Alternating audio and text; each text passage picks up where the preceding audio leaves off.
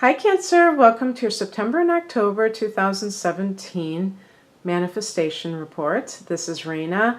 So as you can see, I've laid out the cards already. Something happened. I know I've had these Mercury retrograde situations. Oh my goodness gracious. So I couldn't record on my memory card, and now apparently everything's okay, I hope, because I don't want to go through most of the reading and then to have the same thing happen. But what can I do? I just have to do it. So I have already laid out the cards because I had already started. And I want to tell you to view this reading in an inspirational way, if it does provide inspiration for you, rather than looking at it as, oh my gosh, this is going to happen at this time, and that's going to happen at that time.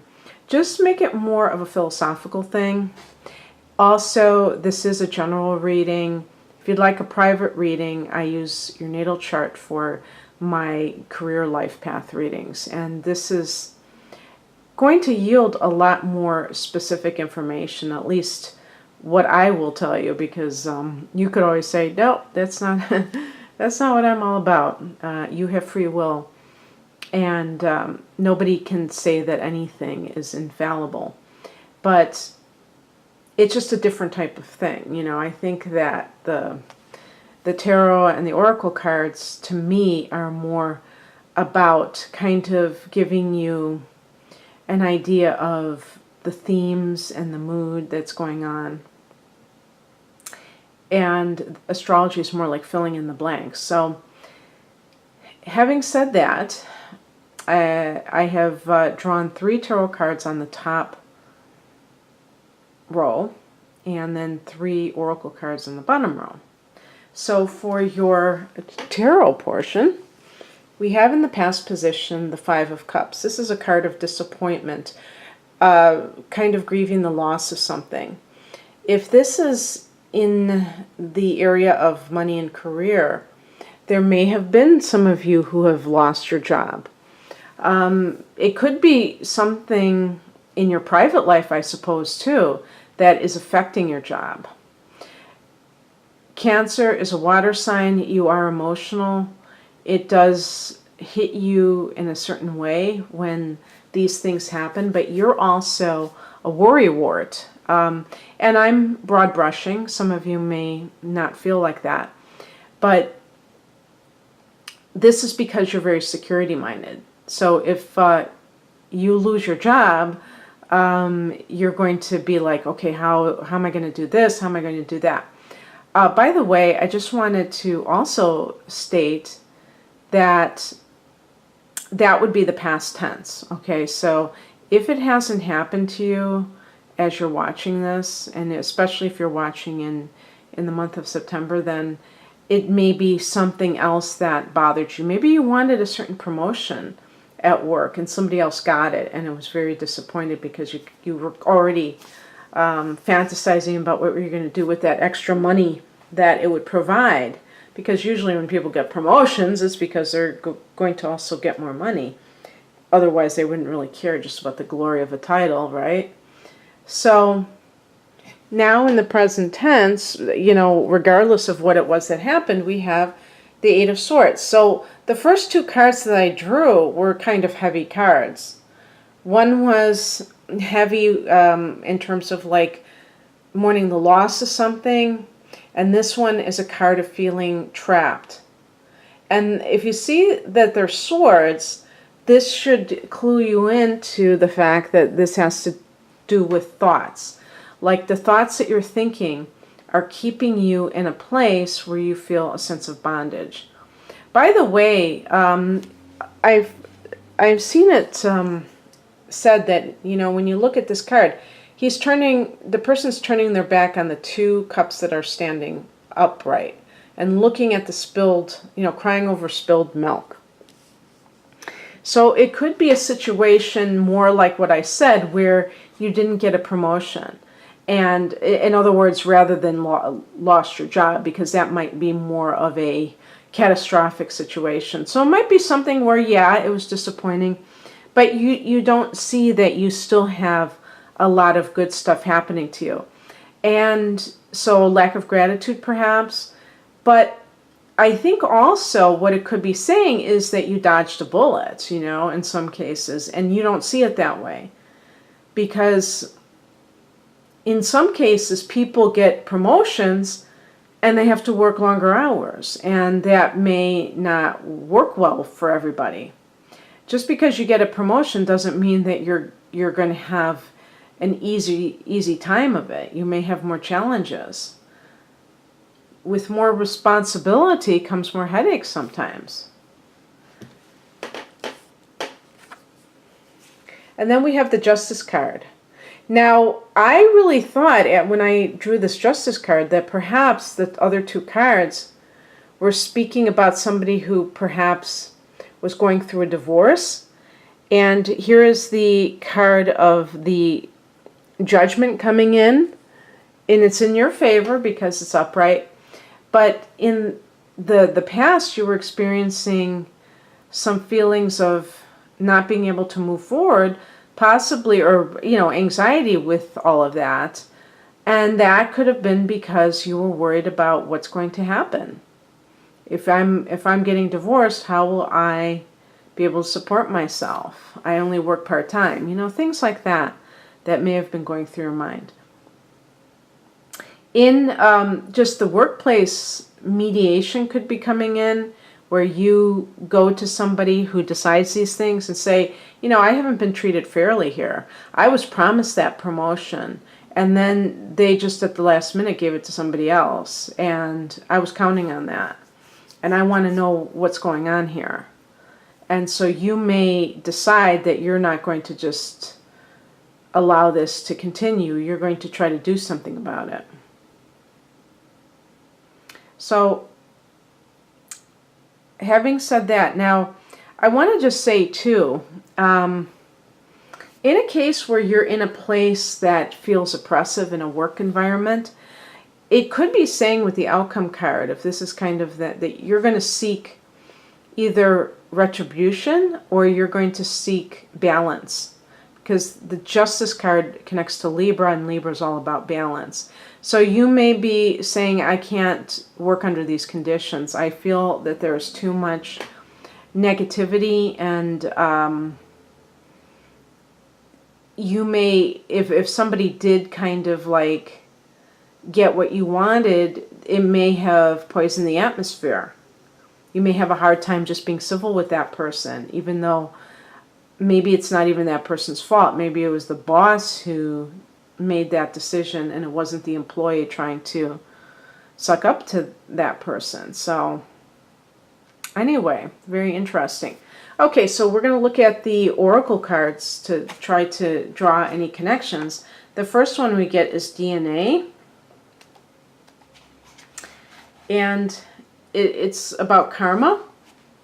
Karma, a concept of many Eastern religions. And by the way, they're going to mention those serpents. That this is like the Kundalini energy, the serpent, the coiled serpent, and the remember that the American Medical Association has this, the coiled serpent, and then that could be like the spine, but in this case, they're talking about the DNA, the actual biological. Karma, a concept in many Eastern religions, is a Sanskrit word implying the greater universal laws of cause and effect, providing an implied code of ethics within the structure of the seemingly endless cycles of birth, death, and rebirth, samsara, which we experience throughout our lives in many different versions. The mistaken notion about karma is that it's some kind of punishment, but it's far from that. In fact, in its purest form, it simply asserts that our conduct in this lifetime will determine our next incarnation. It has also come to mean how our behavior and actions in this lifetime create consequences in a slightly different version of the golden rule. We not only carry our soul's karma into this lifetime, but also embedded in the complex coding of our DNA is our genetic ancestral karma. The double helix structure of DNA contains codes that have been passed down from our parents and grandparents as well as our ancestors. Therefore, we have some of the same genetic information that comes from the DNA of very early humans. In this card, we see two intertwined serpents with double helixes on either side. Variations of this archetypal image exist in many cultures, both traditional and contemporary. It's a graphic representation of the most ancient ancestry we can lay claim to, our DNA, the fundamental substance of life itself that provides substantial determination of our life path.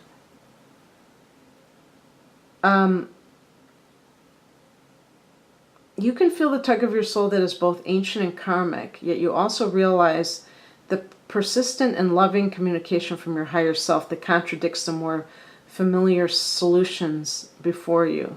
The choice is up to you, but know that every time you heed the guidance of your higher self, no matter what etheric or physical form it takes, human consciousness is elevated.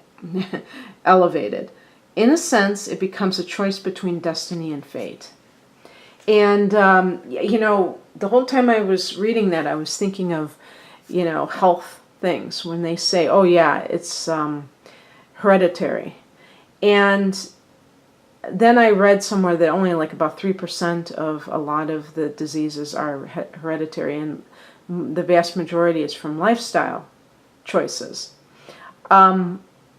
Even when it comes to something like, you've heard the term generational poverty, those kind of things happen because there are other patterns that are happening. It's not just happening in the external world, like these people just happen to come about and they grew up in poverty and they stayed in poverty. There are also choices that people make, and some of those choices, you can say, are conditioned into the person. For instance, having children very young. There are certain things that are going to automatically set in motion a lot of, like a chain of events. Having children young, dropping out of school, having to find some job right away before you've had education, so it's low paying, and then repeat the cycle. Now, that is not, there are teenage mothers who end up being very financially successful and going to college and graduating from college, or not going and being successful. Whatever it is that they want to do, they're able to do. So it's not about picking on single mothers. It's showing how sometimes we attribute certain things to, some external circumstance, but it really does have a lot more to do with the conditioning that's happening. Not anything biological, but children learn from the adults around them. And if they make certain choices, they're more likely to make certain choices. It's just common sense. Same with food. If the parents cook certain types of food, the children will eat it. The children are not going to usually ask for, broccoli when they're 5 years old if their parents are giving them junk food. And sometimes people really don't know about nutrition. But it's all kind of like, when we say karma, to me that is like DNA on the spiritual level. But these things can be changed. We don't have to accept our fate. That's my point. That's the bigger point. And we have like these outside entities telling us, oh, no, that's hereditary. That's, that person can't help themselves because of these reasons. And I don't think it serves anyone to believe that they can't change. So if you have certain attitudes about money and you have so much proof around you, if you've grown up with a lot of lack, just know that you do not have to continue that cycle. Okay, and the next card, the Power of Joy. This is always wonderful. Maitreya. And this is from the, I don't know if this is from This is from Doreen Virtue, I guess. Okay, I don't think I've ever pulled this card.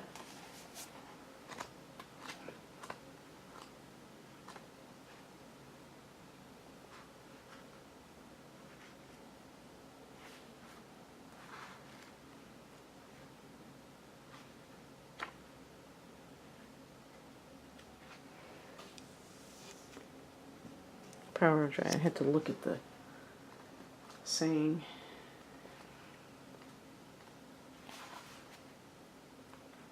I guess it's pronounced Maitreya. To find your desired outcome, follow the path of joy. Your life's purpose is supported by the joy and passion you feel when you're thinking about or working on your purpose. I was just saying this in another reading. The joy that you feel within relationships keeps them alive, exciting, and growing. The joy that comes from your hobbies gives you extra energy. Of all of the emotions, joy has the highest energy vibration. Joy has the power to remove all obstacles and attract all of your needs. Joy reminds us that we needn't suffer at all. We can fulfill our purpose, help ourselves and others, and heal through the power of joy. Additional meanings for this card. Stay positive and filled with faith to manifest your desires into reality. Find the humor in this situation. Enjoy a good laugh. Develop hobbies that bring you pleasure.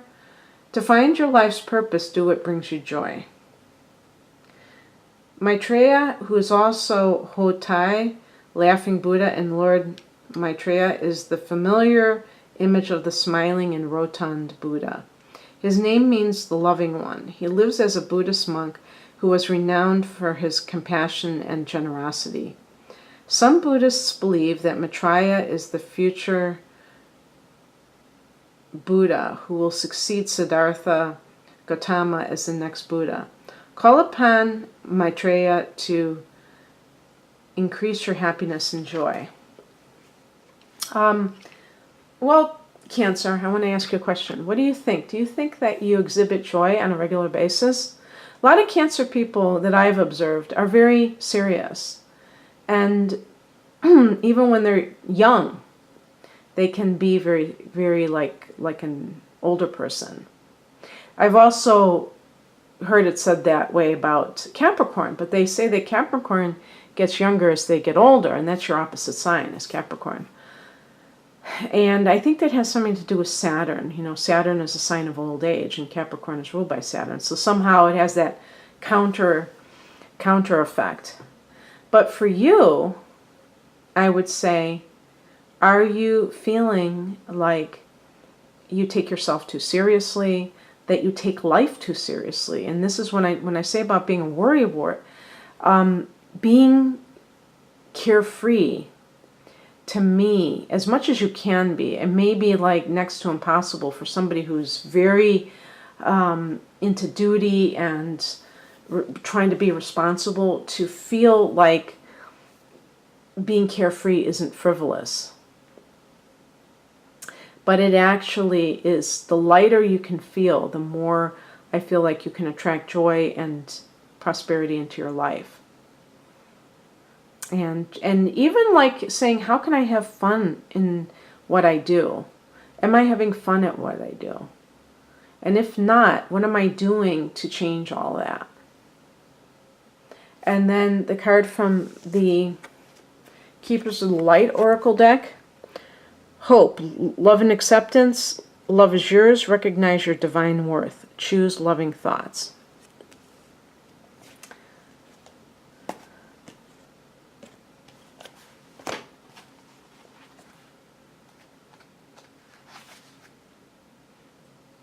Hope is an angel who is dedicated to promoting the idea that we on earth are loved, cherished, and supported by the kingdom of heaven. She is all about helping us see the light beyond whatever darkness we are in. Traveling as part of a holy trinity, faith, hope, and charity, she helps us recognize that hope isn't about wishing for something good to happen or help to arrive, but trusting that support is already present. Hope is a twin flame of Archangel Gabriel. She has a gentle presence, but she is absolutely glorious. She sings sweet harmonies to us, and these songs are waves of love, washing away anything that stands between us and self-acceptance and love and self and self-love and acceptance. Angels are gathering around you in celebration that you're finally willing to see how loving and lovable you are. Hope is here with her legion of love angels, guiding you to see that you deserve loving relationships, loving experiences, and loving acceptance from the world around you. It seems that you are really moving beyond the limitations that you once had in this department. But know that whenever you do question your worth, you can call on Hope to shine her golden light upon you. Your angels want you to know that they love and cherish you, and they're grateful that you're giving yourself the same support. So we have cards, we have oracle cards that talk about not believing in that there's this predetermined situation, that the DNA represents. And by the way, I just wanted to say too, DNA you could even use as a substitute for the word family. And so any beliefs that your family had or any circumstances financially, just realize that that was them. That is not you. You're not cursed by some kind of family legacy of poverty or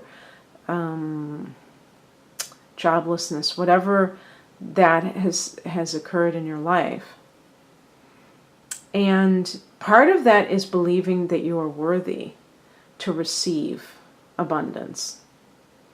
And that's what hope, love, and acceptance, accepting yourself, loving, self-love. And then we have the power of joy. Loving what you do, doing what you love, those kinds of things. Okay, Cancer, I hope you enjoyed this. Good luck to you. Bye.